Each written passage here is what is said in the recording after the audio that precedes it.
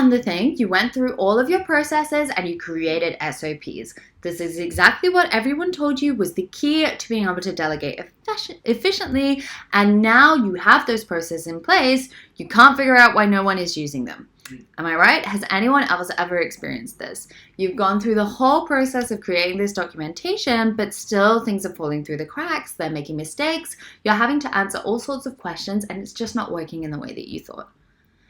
If that's you, then this video is for you. Today, we're going to be talking about how you can start to think about converting your SOPs and putting them into your project management software, like ways that you can simplify them so that they become more effective and useful tools, and how you can really start to delegate more efficiently in your business. We're going to do this in Asana, and I'm going to talk about some of the ways that I would turn an SOP I use in my business and put that into Asana, and then some of the things that you might want to watch for and how you can really, over time, streamline this and make it much more efficient.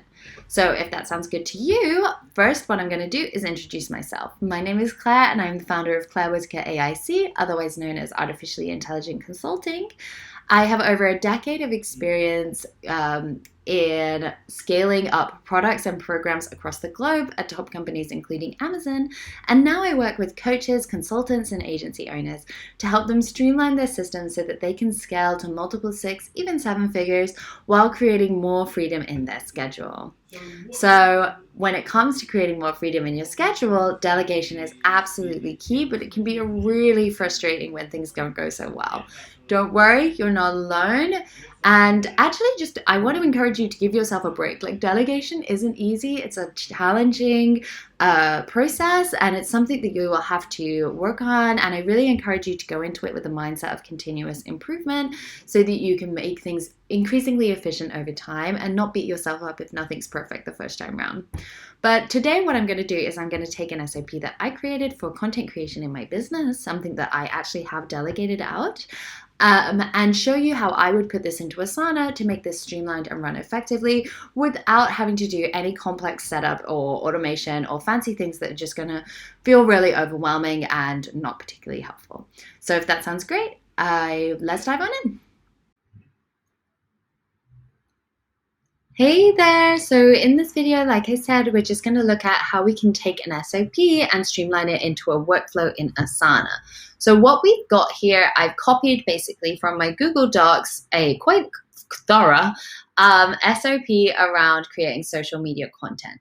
And so I copied this into here so people can always have it and it be available.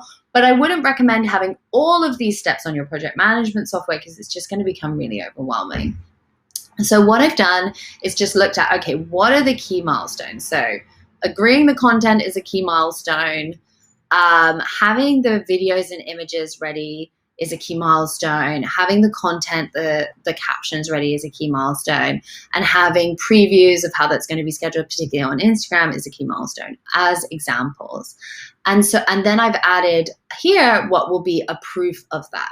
And that's important because the automation in Asana isn't as advanced as with some of the other tools, and you don't want to have to be constantly chasing people up as you move things through your workflow. So you want to have like a column for proof that something's happened so you know that things are working as they should. So as you can see here, what that looks like when I actually move into the list view is we have our milestones here. So our captions, content agreed, images, things approved, preview is approved, and things are scheduled. And then we have some templates for different tasks, which I can show you. And then we have these extra columns. So we've got what platform it goes on. Oops, I just accidentally filtered. We have other information, which I'll talk about in a second. But say, for example, this is a text column. So it asks you, if you click on it, it just doesn't do anything. Sorry about this. Anyway, so what it asks you is to share the document URL. So we can just put this in here. So that when this is complete, you'll be able to check it because you'll be able to see the captions URL. Then we have the group preview URL. So a lot of schedulers will give you this.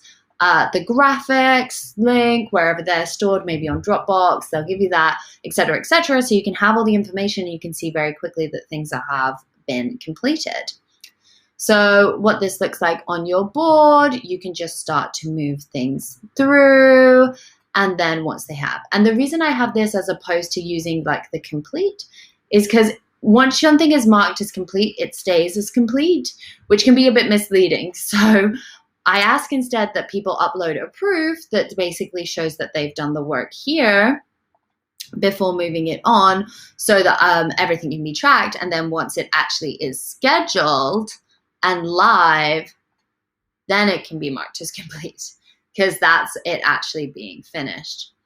Now, one really cool thing about having the process set out like this is if you want to assign work in this kind of process to your team, one thing I love to do is create a form for this. If you know things are going to be fairly standardized, have a title. So maybe it is a blog post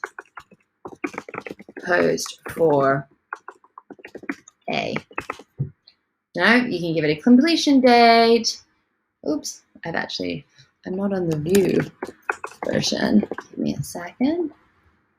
Copy link. Yeah. We're actually going to fill out this form. Person 1, blog.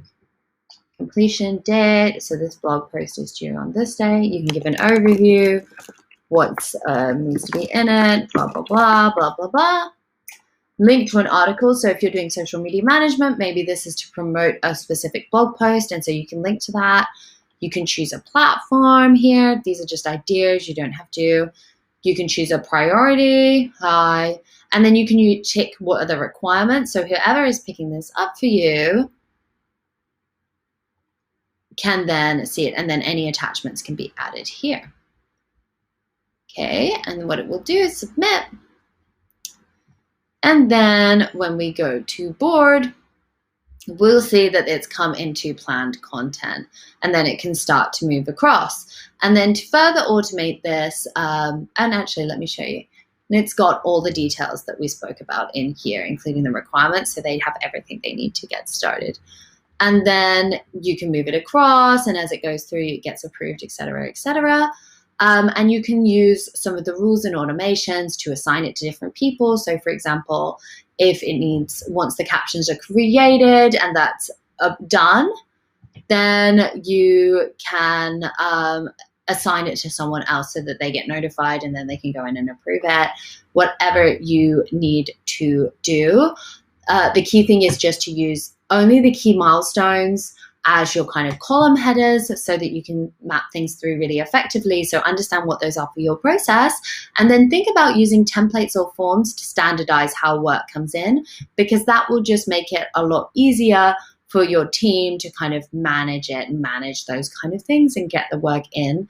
And it's also a lot easier for you to fill out, or for your clients to fill out, and then they can just go another submission as they need things.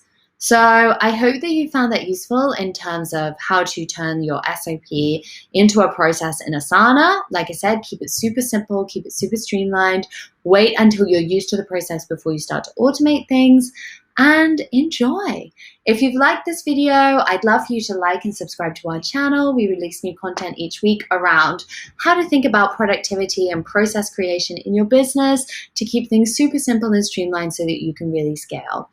My name's Claire. I'm the founder of Clairvotica AIC, and I hope you have the most wonderful day, and I look forward to speaking to you again next week. Bye.